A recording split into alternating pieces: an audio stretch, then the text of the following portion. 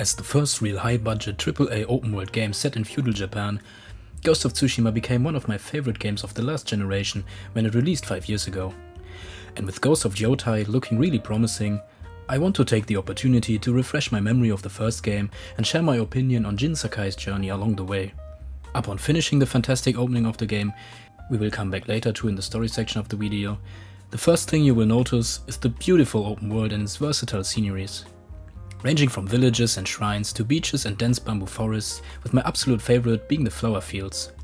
On top of that, the game makes fantastic use of the lightning to boost its colorful world, no matter what time of the day. But the open world is not just a collection of pretty set pieces. Instead, Sucker Punch used some simple tricks to make the game feel much more immersive.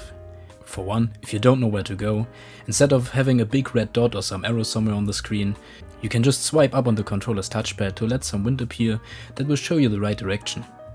Further, sometimes you come across certain animals like birds and foxes that, if you decide to follow them, will guide you towards points of interest. So the game tries to make the player as comfortable as possible to not look at the map all the time without immersion-breaking UI choices. But if I'm being honest, the island of Tsushima is not a masterpiece of innovation when you look at its structure. You pretty much have a huge map with many points of interest and enemy camps, like many open worlds before and after. But in my opinion, none of the different types of activities aside from some fox shrines overstayed their welcome. Because not only could you find all kinds of useful stuff there, the activities like writing haikus, or my personal favorite, the one-on-one duels were just really fun. Even simply clearing some enemy camps never stopped keeping me engaged, and a huge reason for that is the combat. Speaking of which, when it comes to Jin's gear, the game likes to keep it simple. So instead of getting to choose from tons of different melee weapons, you will always keep the same type of katana as a primary tool to fight the Mongolian invasion. The rest of his weaponry consists of a few bows of different sizes, a smaller knife for stealth, some throwing gadgets like kunai, a smoke, a sticky and a gunpowder bomb, firecrackers to distract opponents and a blowgun that can either shoot a poison dart which kills the target or a dart of hallucination that lets them go berserk. So if it wasn't clear from the types of equipment already, the game lets you decide between two ways to approach combat encounters, which is also playing a part in the main story, but more on that later. If you try the silent approach, that is where a lot of your tools will come in handy, like the smoke grenades as a last resort if you get swamped by enemies, or the firecrackers for distractions. But if you decide to use the blowgun, you have to make sure the person hit is not close to any of their allies, because the poison doesn't just let them drop quietly. For that, the kunai are way more effective. On the other hand, if you choose to confront your foes head on and actually engage in combat, you can even challenge a nearby group of enemies, and if you get the timing right, when they attack first, you get a few insta-kills right at the beginning. Now, granted there are any enemies left, you may use some of your tools or a bow to get some enemies out of the way from the distance. Or actually use Jin's katana. And those combat sections are where you have to keep the most things in mind at once, especially on higher difficulties. For one, while Jin keeps his katana as his trusty weapon, your opponents have a decent variety of different weapons. And to counter that, Jin can use 5 different stances against certain types of enemies. Those are the stone stance that is strong against sword-wielding opponents, the water stance which helps fighting foes with a shield, the wind stance for fighting spearmen, the moon stance for heavy opponents, and the ghost stance that is not strong against a specific type of enemy.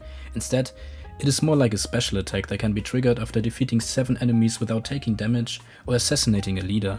The game will then turn black and white for the duration of the stance.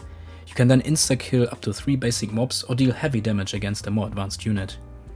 In addition to that, some enemies might get scared and are unable to act anymore. But of course, Ghost of Tsushima is not becoming a glorified hack and slash game when it comes to melee combat. Instead of button mashing, you will always have to keep an eye on your challenger to not get cut down quite fast, especially on higher difficulties. To avoid being hit, you can either block, counter, dodge or jump depending on the type of attack thrown at you.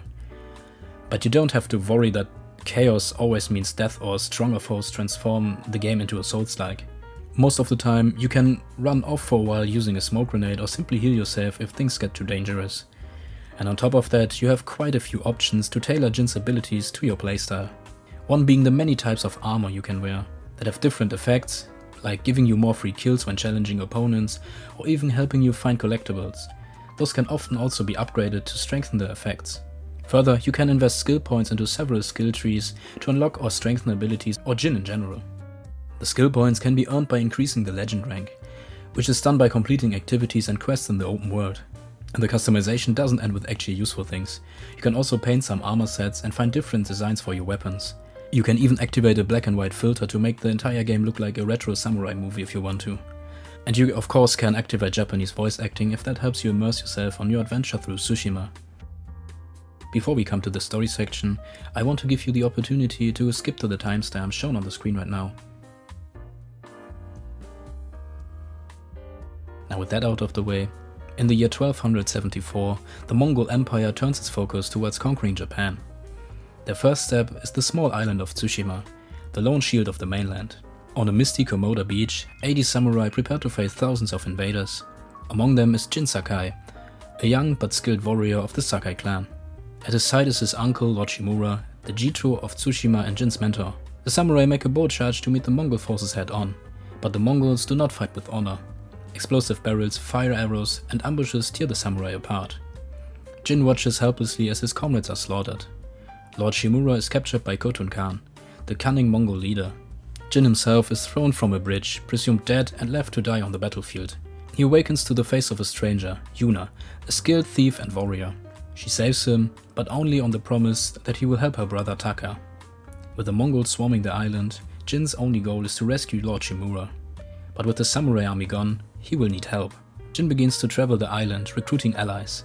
One of the first happens to be Lady Masako Adachi, who seeks revenge for her murdered family. He also meets Ishikawa, the island's greatest archer, who is hunting his missing student Tomoe.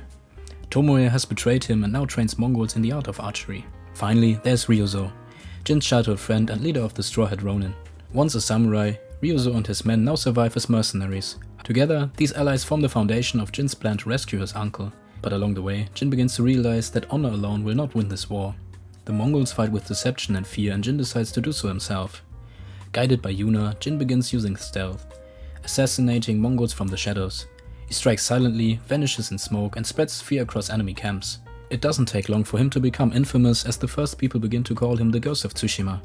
With Taka's help, Jin secures the explosive needed for the first major goal to storm Castle Kaneda and rescue Lord Shimura. Jin and his allies decide to put their plan into action during the night to utilize the element of surprise. When they approach the fortress, chaos begins to break out as Jin cuts down Mongol after Mongol until he reaches his uncle's cell. The rescue is a success, but the Khan manages to escape to the north. Reunited with Shimura, Jin struggles to feel relief because his uncle disapproves of the ghost's dishonorable tactics. On the other hand, the people are beginning to be inspired by the new legend, and the Mongols are more and more afraid. With Castle Kaneda secured, the next step is retaking Castle Shimura. But the Mongols' armies in the central region of the island will be even more difficult to overcome. But before that, Jin's allies need to continue their personal battles. Lady Masako uncovers a conspiracy of betrayal within her own family. Sensei Ishikawa finally confronts Tomoe, who escapes to the mainland. War spreads further and further across the island, and Jin walks an increasingly lonely path. On top of that, Taka is captured by Khotun Khan.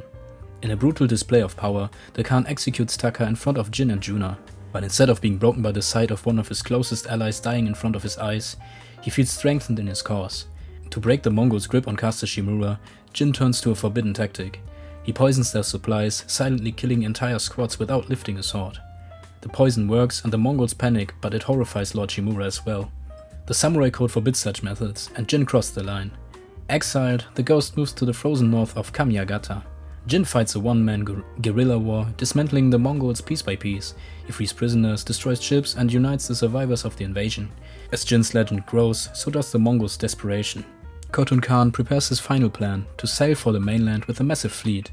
If he succeeds, Japan itself might fall into his hands. Jin gathers his last allies for one final attack. The battle for Tsushima reaches its climax at Port Izumi.